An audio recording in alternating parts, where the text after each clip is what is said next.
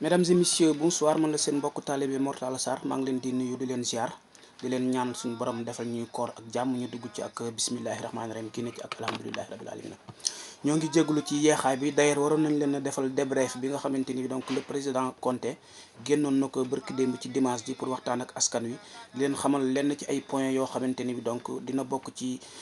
li ñuy wooye donc la phase 2 maanaam il decreto diciamo il DPCM del 4 aprile 2020 nga xam ne donc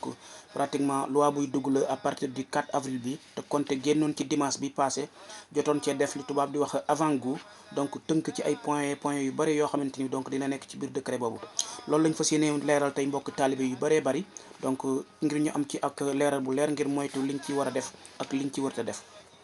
donc ma fàttali ne décret boobu noonu donc ñu ngi ko tuddee il DPCM 4 aprile 2020 pratiquement moom la ñuy wooyee la phase 2 et los blocos del lockdown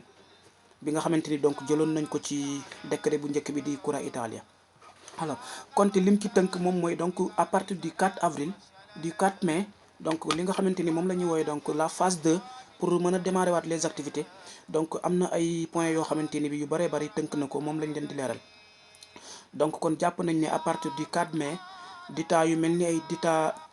manufacture edilizia cantiere yi ak ditaa yi nga xamante ni donc dañuy def li ñuy wax commercio all'ingresso maanaam moo xam ditaa yoo xamante ni dañuy exporter seen marchandise wala ñu koy importer di ko jaay ñooñu aussi permettre nañ leen ñu ubbi donc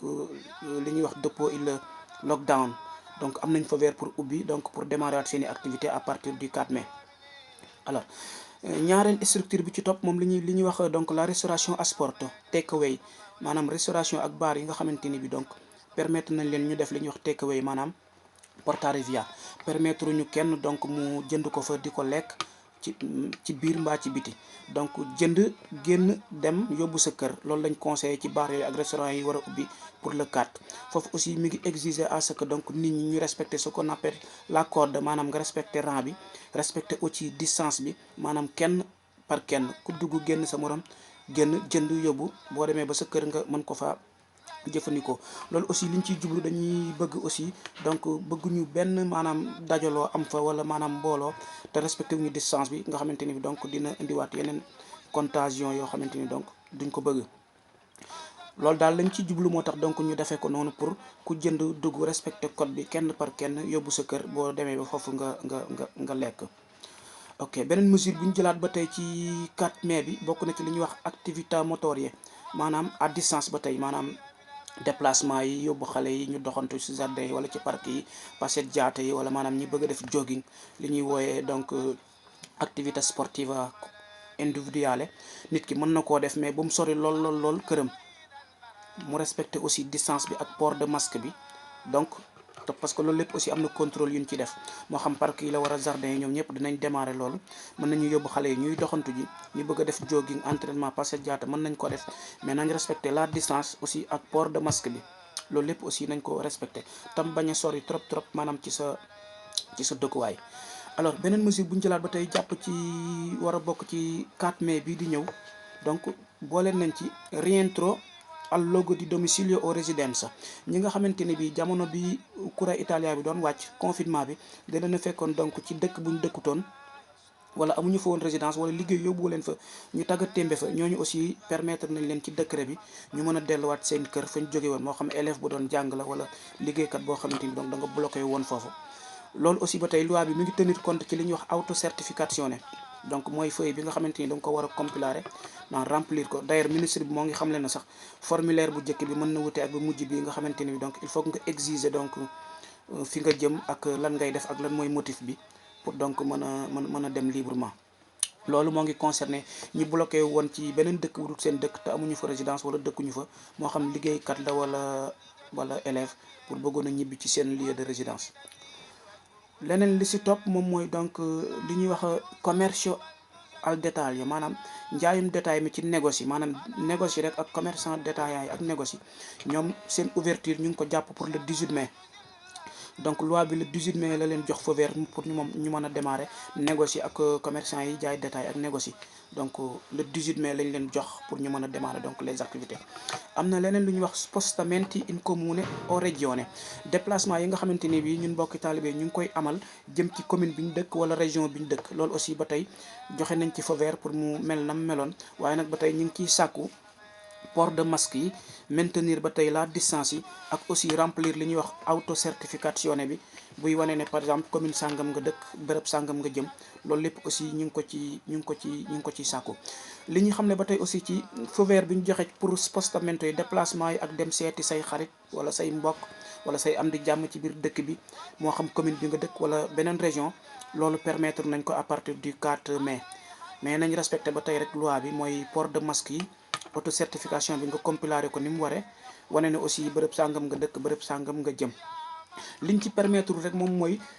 nga jóge région ak région maanaam dëkk ak dëkk maanaam ma bëggoon a jóge tey Torino bëgg a dem Lazio wala ma dem Lombardie il faut donc mu nekk motif bu valable moo xam motif de lavoro la ma am fa liggéey war faa liggéey wala donc mu nekk motif di salute maanaam wér-gu-yaram ñaar yooyu donc lañ permettre pour nga mën a déplacé wu diggante région ak région mais bu dee ci biir commune bi permettre nañ ko moo xam nga yor sa oto doxantu war a seeti say am di jàmm mais nag na nga wàccoo ak loi bi port de masque yi respecter la distance ak nga compiler lu ñuy wooye auto certification bi. ok waxoon naa ci les activités donc motorières yi nga xamante ni pratiquement mën nañ ne donc nit ki mooy activités yi nga xamante ni c'est activité sportive ak doxantu yi mu bañ a sori trop ci sa kër gi nga dëkk ñu respecter aussi distance yi ak port de masque yi moo xam da ngay def ay passeggiate ak say doom wala ñi ngay liggéeyal wala koy àndal ñu respecter rek distance bi surtout aussi ci parc yi ak jardin yi ñu respecter distance yi ak port de masque yi loolu aussi Conté leeral na ko mu leer nañ li jëm ci aussi li ñuy woowee donc calcio maanaam pour démarrer fii calcio ak équipe yi donc ñoom it ñu ngi ko jàpp le 18 loi bi mi ngi leen tënk ci le 18 daal donc mën nañ donc démarrer seeni entraînement pour activité sportive yi démarrer waat à partir du 18 mai.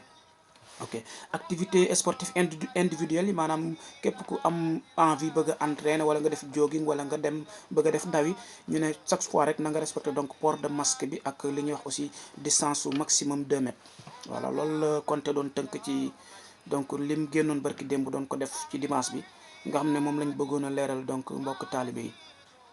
Conté aussi wax na ci mascherine yi nga xamante ni pratiquement moom lañ conseillé ñuy wax les mascherine chirurgicales pratiquement donc dinañ wàññi prix bi ba maximum du passé 50 centesmes ngir mu abordable ci ñëpp loolu aussi li ñu ci jublu mooy lieu yi nga xamante ni par exemple nit ki mënta respecter donc la distance donc lu mel ni train pullman donc négoce médical yi esthétique yi ak visite médicale yi ak métro yi foofu nga xam ne donc dajaloo bi tellement day jafe donc pour nit ki respecter la distance foofu dañ la fay exiger donc port de masque bi c'est obligatoire nga sol foofu sa masque ngir donc mën a protéger wu moo tax donc ñu wàññi ko ba prix boobu nga xamante ni dina abordable ci ñëpp muy 50 centesimi boobu mascherina chirurgicale ok. Conté aussi wax na ci lu ñuy wax il bonus 600 euro bi nga xamante ni bi donc loi Cura Italia bi indi woon na ko te ñu bëree bëri ci mbokku taalibe bi dugaloon ko donc foofu aussi mi ngi xamle ne ñi dugaloon bonus 600 euro ci Cura Italia bi nga xam ne ci mois de mars bi te ñu commencé woon fay leen ko avril bi il faut que ñu renouveler ko donc il faut que ñu renouveler ko pour ñu mën leen koo fayaat fin avril ak fin mai ci ñaari weer yi di ñëw donc dinañ leen ko renouveler mu nekk à 800 euros mais il faut que aussi ñu renouveler donc demande boobu ñu njëkkoon a def donc du dañuy répété waat demande mais dañ koy renouveler rek d'ailleurs moom la tudde sax donc basterà un solo clic per avviare di nuovo la domanda donc ci renouvellement bi moo xam ci GL moo la ko defaloon wala CAF yi wala syndicaliste yi ku la ko mën di defal rek donc mën ngaa déggante kooku mu avviare la donc la procédure de renouvellement nga xam ne donc ay ajournement yi muy defaat la rek ci même page bi sa page IMS donc xool date yi vérifier bu fekkee lépp ok na rek ak fayoon nañ la ci tranche bu njëkk bi 600 euros donc mu envoyé waatal la demande bi ngir ñu mën la fayaat yeneen ñaari weer yi di ñëw moo tax mu ne donc basterà solo un clic per avviare la domanda di nuovo donc ci côté boobu la doon wax ci bonus 600 euros yi foofu aussi li ma fi fàttali mooy bonus 600 euros yi aussi IMS daanaka paiement bi mi ngi ko tënkee ci képp koo xamante ni bi donc 2018 sa déclaration de redditi supérieur utoon 35000 maanaam matutoon 35000 rek fay nañ la 600 € loolu aussi leeral na ko quoi képp koo xamante ni bi donc ci bonus 600 € yi sa déclaration de Reddit yi 2018 maanaam ci ñaari at yu mujj yi supérieur maanaam matutoon 35 000 rek bokk nga ci ñiñ fay ñooñu dañ leen fay mais bu ko ëppee duñ la mën a fay moo tax ñu bëree bëri peut-être mën nañ leen exclure ci bonus 600 € yi donc duñ bokk pratiquement ci ñu ñuy fay mais ñi ko dugaloon daal donc Konté mi ngi leen di sant ñu renouveler donc la demande ça veut pas dire nga répété waat li nga defoon ak say date comme defoon ko pare te am na ku la ko defal donc moom bu duggee ci plateforme bi rek mën na la ko aviarel xool bu baax vérifier say IBAN ak tout bu correcté rek mu envoyé waat benn clic rek demande bi dem bu ko defee IMS gis ko mën laa fay ci yeneen ñaari weer yi di ñëw. ñu wax ci la ministre del lavoro ñu gën koo xam ci la signora Nunzia Catalfo nga xam ne donc moom moo yor wàllu liggéey ak li ñuy wax politique sociale. alors moom avant am na lum avancé loo xamante donc benn proposition bu mu def la nee na bëgg na daal ci loi bi di ñëw ñuy voté décret bi di ñëw ñuy tudde il 10 aprile 2020 donc bëgg na ci introduire lu ñuy wax allungamento de la NASPI maanaam NASPI jamono ji képp kuy jël NASPI mbokki taalibe yi doon jël NASPI nga xam ne ñu ëpp ci ñoom daanaka jeexal nañ ko ba toog di xaar moom nee na bëgg na daal ñu yokkal leen ko pour yeneen ñaari weer di leen ko fay donte jeex na donc kon ngeen ñaan loolu antu rek yéen borom NASPI yi nga xamante ne bi daanaka xam naa ne wax ngeen kees yëpp ba mu jeex tàkk bu ko defee ngeen ñaanal soxna si proposition boobu mu bëgg ci yéen borom NASPI yi mu antu bu ko defee ñu mën leen a fayaat yeneen ñaari weer yi di ñëw ndax ngeen mën a am lu ngeen def ci gafaka yi comme koor gi moom ndogu yi bëgg nañ mu jàppandi korite gi ndeysaan moo ngi ñëw kon def leen ci ñaan rek yéen mbokki taalibe yi jeexal NASPI de leen door ci maanaam jukki yi ak xasida yi ngir loolu antu bu ko defee yéen ñi jeexal NASPI ministre bi bëgg nañu fayaat leen ko pour yeneen ñaari weer nee na bëgg na ko introduire maanaam ci décret Cura Italia bii di ñëw donc je pense que loolu daal moo ëppoon ci luñ doon leeral tey ci il decreto diciamo la phase 2 nga xamante ne bi pratiquement moom la ñu war a introduire à partir du 4 mai 2020 tudde ko aussi li ñuy wax donc il 10 2020 donc ñu ngi leen di ziar bu baax a baax yéen mbokki taalibe yi di sàkku ci yéen ñaan di leen ñaan suñu borom defal ñu jàmm defal ñu ko ñun ñëpp. leneen li ma fàtte woon a dolli mooy ok ñi dugaloon ci bonus 600 € bi te amoon problème mu paiement depuis lors jotu leen seen xaalis donc am na ñoo xamante ni bi IBAN bi ñu dugaloon du seen IBAN. am ñoo xamante ne bi donc IBANu jàmbur lañu dugaloon boo xamante ne bi nekkutoon seen IBAN bu nekk seen tur wala ñu dugaloon IBAN boo xamante ne bi donc dañ cee juumoon ci mbind mi ñooñu IMS may na leen beneen possibilité depuis le 25 avril pour buñ dugaatee ci plateforme bi amaat beneen IBAN boo xamante ne bi seen IBAN la moo xam ñu dem ubbi ji ko nii léegi ci office postal bu ubbee wala buñ ko amoon ñu dugaat foofu def modifica dugalaat date IBAN yi yëpp ba mu correct ñu envoyé waat bu ko defee ñu mën leen a fay parce que demande yu baree bari dañ leen a sele bàyyi leen ci lu ñuy wax donc inesito di ok inattesa di esito parce que du ñàkk am nañ ay problème mu IBAN chiffre yi baaxul wala ñu dugal IBANu jàmbur ñooñu aussi ku ci am sa IBAN bu baax wala nga ubbi IBAN ci jamono yi wala heure boo ko ubbee rek ci fan yi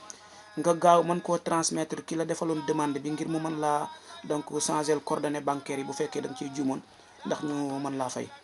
jërë ngeen jëf mbokki taalibe yi ñu ngi leen di ziar yéen ñëpp yal na yàlla defal jàmm defal ko mboolem jullit barke Sëñ Tuubaa